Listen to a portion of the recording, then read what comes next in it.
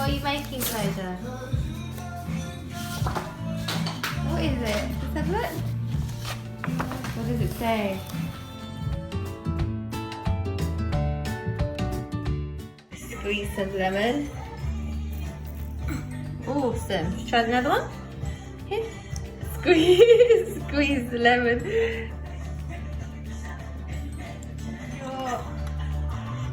Olive oil, lemon, za'atar, which is D, and honey, which is E. That's it. Oh, nice. Give it a good mix. That's fine. Yeah, you can just keep it. Good.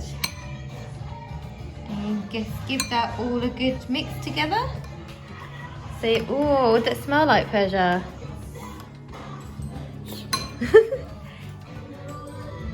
So cut up halloumi, torn up bread.